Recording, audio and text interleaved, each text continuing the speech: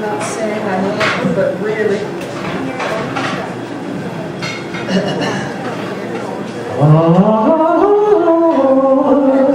Here we are! Drag Queens Reading Series 2018. St. Valentine's Day. Massacre? Making of a saint? You can connect the dots. Each one represents one of the 100 arrows that pierced him before he was made into a saint, just a martyr.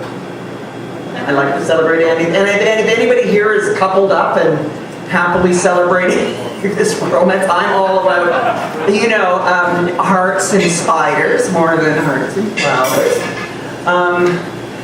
So I'm not going to be reading anything that I would ever read to children in a collective sense in a room. I've read them to my own children when they were young.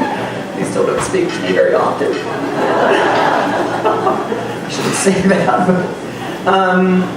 So I'm going to open and I'm reading some very short stories by the Brothers Grimm.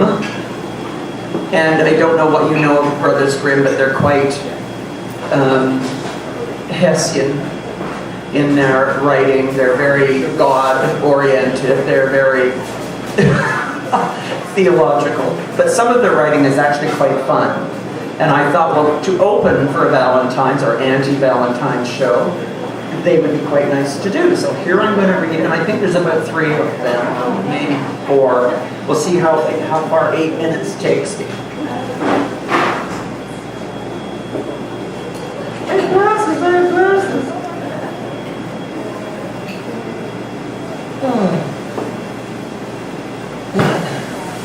And the first one is called Sheridan Joys and Sorrows. Once upon a time there was a quarrelsome tailor whose wife was good, industrious, and pious, but she could never do anything to please him. No matter what she did, he was dissatisfied. He grumbled, scolded, cuffed, and beat her. When at last the authorities heard about this, they had him summoned and sent him to prison so that he would reform his ways. For a while he was given nothing but bread and water. Then when he was set free again, but he had to promise not to beat his wife anymore and to keep peace with her, to share all the joys as well as the sorrows, as married couples are supposed to do. Everything went well for some time, but then he fell back into his old ways and was surly and quarrelsome. And since he was not allowed to beat her, he tried to grab her by the hair and yank it out. Much more than approved. His wife broke loose from him and jumped out into the courtyard, but he ran after her with his yardstick and scissors. He chased her around and around and threw the yardstick and scissors at her, whatever else he could get his hands on. Whenever he hit her, he laughed, and whenever he missed, he threw a fit and cursed and swore. He carried on like this for so long that the neighbors came to the aid of his wife. The tailor was once again brought before the authorities and was reminded of his promise. "My dear gentleman," he answered, "I've kept my promise. I didn't beat my wife. Indeed, I've shared all the joys and sorrows. How can that be?" the judge said, "when she has brought heavy charges against you again? I didn't beat her. I only wanted to comb her hair with my hand because she looked so strange. But she ran away and deserted me out of spite. So I rushed after her to make her do her duty, and I threw anything I could get my hands on to remind her of her duty. I also shared the joys and sorrows with her. You see, whenever I hit her, it was a joy for me and sorrow for her. Whenever I missed her, it was a joy for her and a sorrow for me." The judges were not at all satisfied with this answer, and so they gave him the punishment that he justly deserved. Happy endings, what?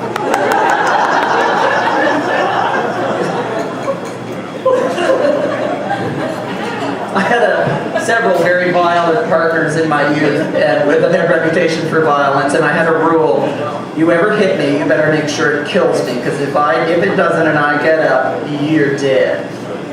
I'm not in favor of domestic violins or cellos or anything, but by all means defend thyself. That's what garden shears are for. I always like those electric ones that go back and forth that look like some sort of a deep sea fish with the weird sawfish, I think they're called. Ooh, nice. Everyone in a relationship should have one of those, or a tank full. The second one I'm reading is called The Crystal Ball. Once upon a time there was a sorceress who had 3 sons, and they loved each other dearly.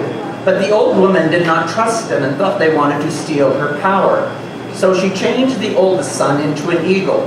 He had to make his home in the mountain cliffs, and sometimes could be seen gliding up and down in the sky and making circles. The second son was changed into a whale that lived deep in the ocean, and one could see him only when he sometimes sent mighty jets of water high into the air. Both sons reverted to their human shape for just 2 hours every day. Since the third son feared that his mother might change him also, this time into a wild animal, perhaps a bear or a wolf, he sneaked away in secret. Indeed, he had heard that at the castle of the Golden Sun, there was an enchanted princess who was waiting to be rescued. However, one would have to risk one's life. 23 young men had already suffered a miserable death, and only one more would be allowed to try to rescue her. After that, nobody would be permitted to come. Since he had a courageous heart, he decided to search for the castle of the Golden Sun. He had already traveled a long time and had not been able to find it when he got lost in a large forest and could not find his way out. Suddenly, he noticed 2 giants in the distance who waved to him with their hands, and as he approached them, they said, "We're quarreling over this hat, and who should get it? Since we're each just as strong as the other, neither one can defeat the other. Now, small people are smarter than we are, so we want you to make the decision." "How can you quarrel over an old hat?" the young man asked. "You don't know the powers it has. It's a wishing hat. Whoever puts it on can wish himself to be anywhere he wants, and within seconds he'll be there." "Give me the hat," the young man said. "I'll go off some distance from here, and when I call, you run to me, and whoever wins the race will get the hat." He put the hat on his head and went off. However, he thought about the king's daughter, forgot the giants, and kept going. Once he sighed with all his heart and cried out, "Oh, if only I were at the castle of the Golden Sun." And no sooner had he uttered those words than he was standing on top of a high mountain in front of the castle gate. He entered the castle and strode through all the rooms until he reached the last one, where he found the king's daughter. However, he was horrified when he saw her. Her face was ash gray and full of wrinkles, and she had dreary eyes and red hair. Are you the king's daughter whose beauty is praised by the entire world?" he exclaimed. "Ah," she replied, "this is not my real condition. Human eyes can see me only in this ugly form. But look into this mirror so you'll know what I look like. The mirror can't be fooled, and it will show you my image as it truly is." She handed him the mirror, and he saw the reflection of the most beautiful maiden in the world, and he saw tears rolling down her cheeks out of sadness. Then he said, "How can you be saved? I'm afraid of nothing." She replied, "Whoever gets the crystal ball and holds it in front of the magician will break his power, and I'll return to my true form. But," she added, "many a man has gone to his death because of this, and you, my young thing, I'd feel sorry if you placed yourself in such great danger." "Nothing can stop me," he said, "but tell me what I must do." "I want you to know everything," the king's daughter answered. "When you descend the mountain on which the castle stands, there will be a wild bison at the bottom next to the spring. You'll have to fight it, and if you should be so fortunate as to slay the beast, a firebird will rise from it. This bird carries a glimmering egg in its body, and the egg has a crystal ball as a yolk. However, the bird will not let go of the egg unless it is forced to. And if the egg falls onto the earth, it will set everything on fire and destroy everything near it. The egg itself will melt along with the crystal ball, and all your efforts will have been in vain." The young man descended the mountain and reached the spring, where the bison snorted and roared at him. After a long battle, the young man pierced the bison's body with his sword, and the beast sank to the ground. The firebird immediately rose from the bison and tried to fly away. But the eagle, the brother of the young man who flew through the clouds, dived after the bird and chased it towards the ocean. There the eagle hit the bird so hard with his beak that the bird was forced to let the egg fall. However, it did not fall into the ocean, but on top of a fisherman's hut standing on the shore. And the hut began to smoke right away and was about to burst into flames. Then waves as large as houses rose up in the ocean, swept over the hut, and vanquished the flames. The other brother, the whale, had swum toward the shore. Swum. Is that even a word? Swam? I don't know. Sorry. And toward the shore and driven the water onto the land.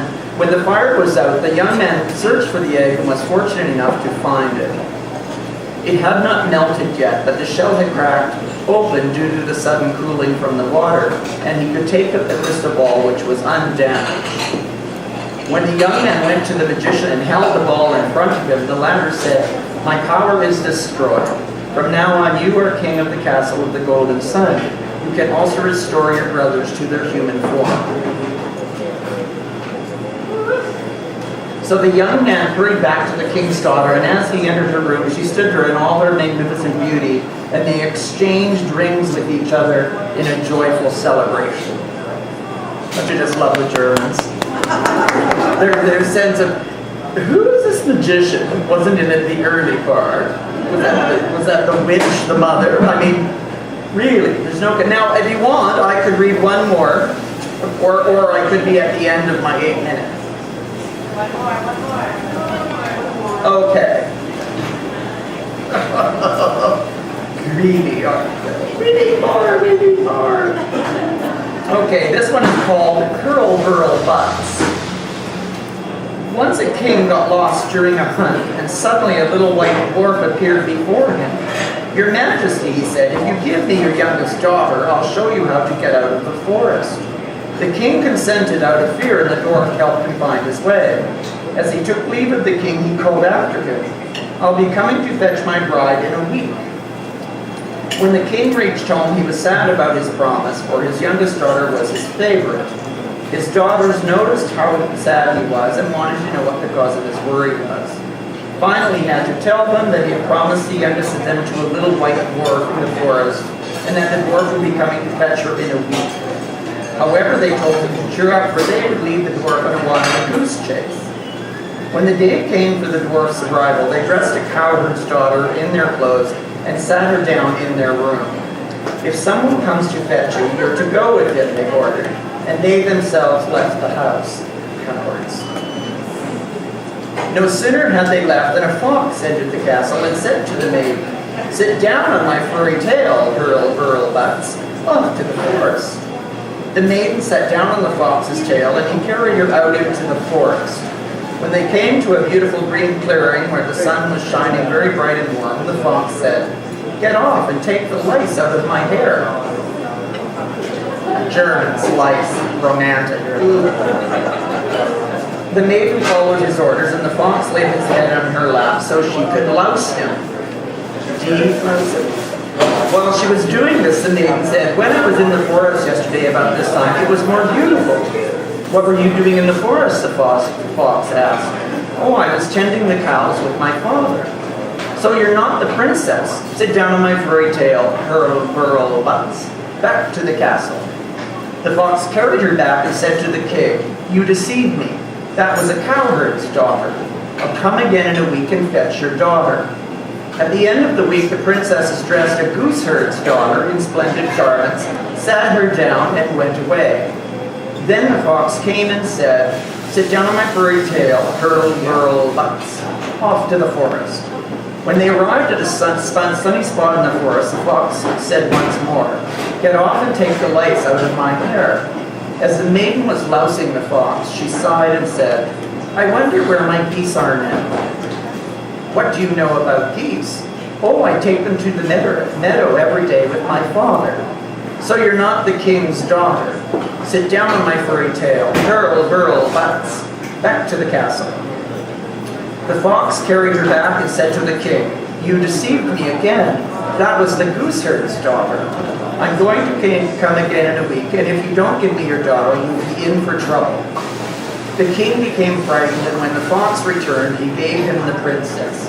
"Sit down on my furry tail, girl, girl, pups." Off to the forest. She had to ride the fox's tail, and when they got to the sunny place, he said to her, "Get off and take the lice out of my hair." However, when he laid his head in her lap, the princess began to cry and said, "I'm a king's daughter, and yet I must louse a fox. If I were sitting at home now, I'd be looking at the flowers in my garden." Oh, to be a princess. Just looking at flowers in your garden. Sorry. Then the fox knew that he had the right bride and turned himself into the little white dwarf. He was now her husband, and she had to live with him in a little hut and cook and sew for him. Yeah, well, marriage work. This lasted a good long time, and the dwarf did everything he could to please her. One day the dwarf said to her, "I've got to go away, but 3 white doves will soon come flying here. When they swoop down to the ground, catch the middle one. Once you've got it, cut off its head right away.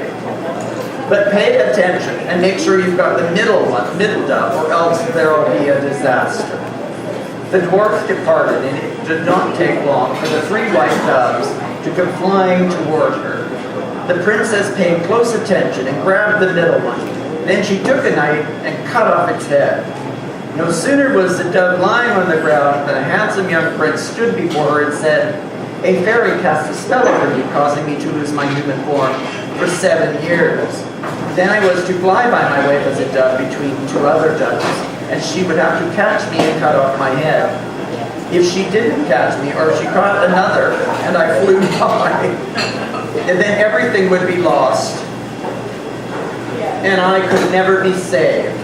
That's why I asked you to pay attention, for I'm the white dwarf, and you're my wife." The princess was delighted, and together they went to her father. When he died, they inherited the kingdom. And again, don't you just love the Germans? This is how you become a prince, by being a white dwarf as opposed to a dark dwarf. I'm not quite sure. The Germans are so odd. Anyway, sorry, is any Germans? I'm sure I don't have to explain it to you. Schnitzel, okay? Thank you very much.